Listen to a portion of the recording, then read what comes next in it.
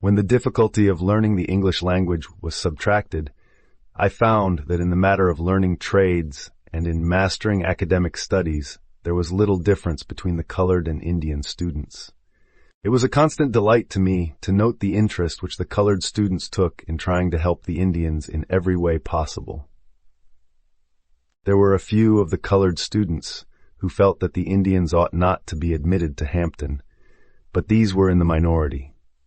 Whenever they were asked to do so, the Negro students gladly took the Indians as roommates, in order that they might teach them to speak English and to acquire civilized habits. I have often wondered if there was a white institution in this country whose students would have welcomed the incoming of more than 100 companions of another race in the cordial way that these black students at Hampton welcomed the red ones. How often I have wanted to say to white students that they lift themselves up in proportion as they help to lift others, and the more unfortunate the race and the lower in the scale of civilization, the more does one raise oneself by giving the assistance. This reminds me of a conversation which I once had with the Hon. Frederick Douglass. At one time, Mr. Douglass was traveling in the state of Pennsylvania and was forced, on account of his color, to ride in the baggage car, in spite of the fact that he had paid the same price for his passage that the other passengers had paid. When some of the white passengers went into the baggage car to console Mr. Douglass, and one of them said to him, "I am sorry, Mr. Douglass, that you have been degraded in this manner," Mr. Douglass straightened himself up on the box upon which he was sitting, and replied, "They cannot degrade Frederick Douglass. The soul that is within me no man can degrade. I am not the one that is being degraded on account of this treatment, but those who are inflicting it upon me." In one part of the country, where the law demands the separation of the races on the railroad trains, I saw at one time a rather amusing instance which showed how difficult it sometimes is to know where the black begins and the white ends. There was a man who was well known in his community as a Negro, but who was so white that even an expert would have hard work to classify him as a black man. This man was riding in the part of the train set aside for the colored passengers. When the train conductor reached him, he showed at once that he was perplexed. If the man was a Negro, the conductor did not want to send him to the white people's coach.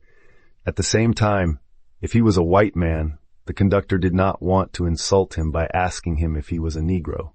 The official looked him over carefully, examining his hair, eyes, nose, and hands, but still seemed puzzled. Finally, to solve the difficulty, he stooped over and peeped at the man's feet. When I saw the conductor examining the feet of the man in question, I said to myself, "That will settle it." And so it did, for the trainman promptly decided that the passenger was a Negro and let him remain where he was. I congratulated myself that my race was fortunate in not losing one of its members. My experience has been that the time to test a true gentleman is to observe him when he is in contact with individuals of a race that is less fortunate than his own. This is illustrated in no better way than by observing the conduct of the old-school type of Southern gentleman when he is in contact with his former slaves or their descendants. An example of what I mean is shown in a story told of George Washington, who, meeting a colored man in the road once, who politely lifted his hat, lifted his own in return.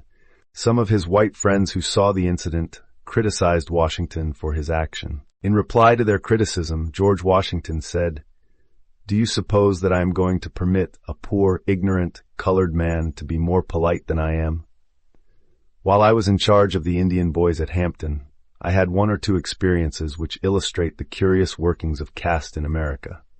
One of the Indian boys was taken ill, and it became my duty to take him to Washington, deliver him over to the Secretary of the Interior, and get a receipt for him, in order that he might be returned to his Western reservation.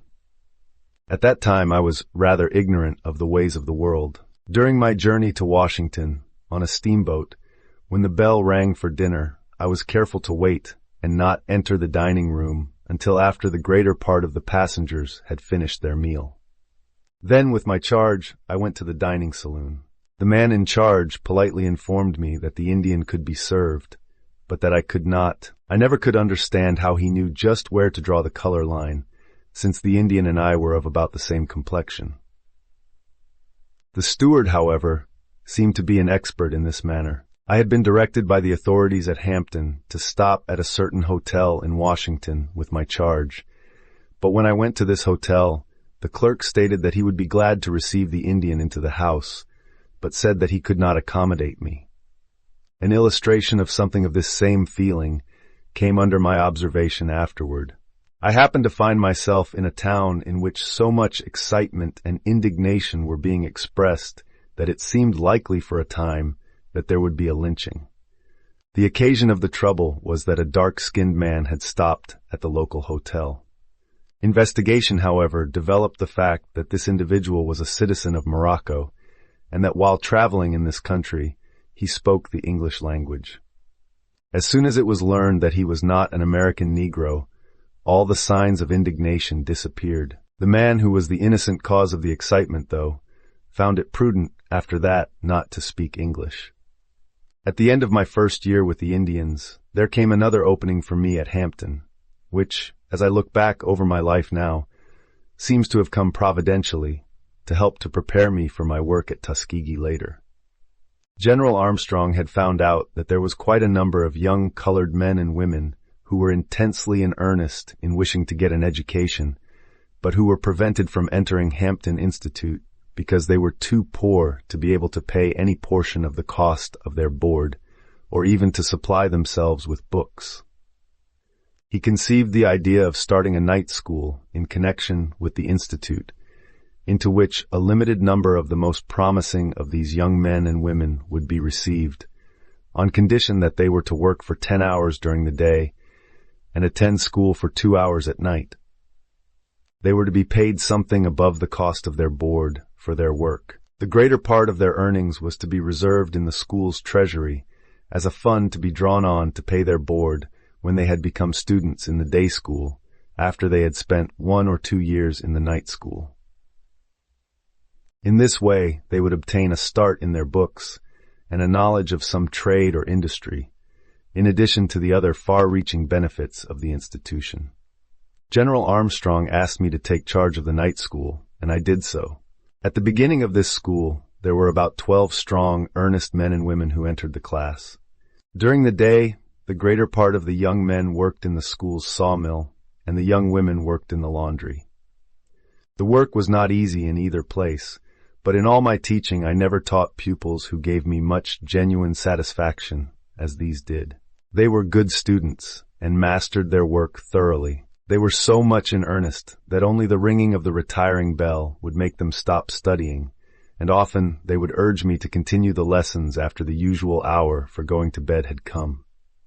These students showed so much earnestness, both in their hard work during the day, as well as in their application to their studies at night, that I gave them the name of the Plucky Class, a name which soon grew popular and spread throughout the institution.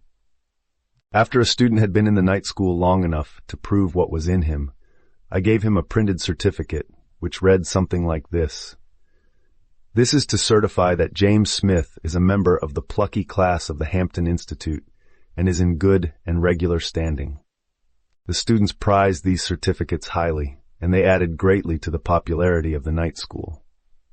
Within a few weeks, this department had grown to such an extent that there were about 25 students in attendance. I have followed the course of many of these 25 men and women ever since then, and they are now holding important and useful positions in nearly every part of the South.